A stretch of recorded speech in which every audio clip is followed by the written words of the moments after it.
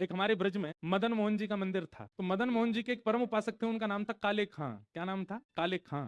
मुस्लिम, बड़ी अच्छी कथा है उनकी। काले खां के विषय में वर्णन आता है कि काले खां जो थे वो करौली राजस्थान में रहते थे, और वो मंदिर नहीं जाते थे, केवल घर चलाने के लिए काम ढूंढा था उन्होंने, और उनको काम क्या मिला था? झाड़ू लगाने का। मंदिर में झाड़ू लगाते थे, मंदिर में नित्य झाड़ू लगाते, और कभी दर्शन करते नहीं थे मदन मोहन जी का, बस उनका काम था बाहर की पूरी सफाई साफ सुथरी कर देना, आदि आदि ऐसा काम। एक दिन राजभोग आरती हो रही थी मदन मोहन जी की, और काले खां ऐसे झाड़ू लगा करके और बस झाड़ू रख करके जा रहे थे, और राजभोग आरती की भीड़ लगी थी।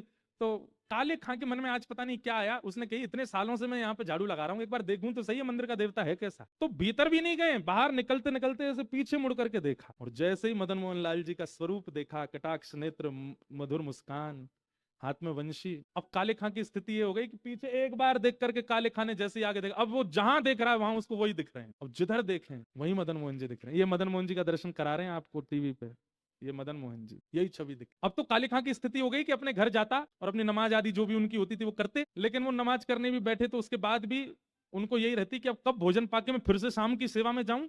और शाम को पहुंच गए, जाके अपना झाड़ू आड़ू करके वो फिर से देखा, अब तो रूप माधुरी का दर्शन करके मदन मोहन बोले ये इतना सुंदर बालक, इतना इतना बढ़िया श्रृंगार, इतने सुंदर नेत्र, इतने सुंदर गाल, इतना सुंदर मुखमंडल। काले खां, अब तो उनकी स्थिति ऐसी हो गई दिन रात मदन मोहन जी में ही बैठे रहते।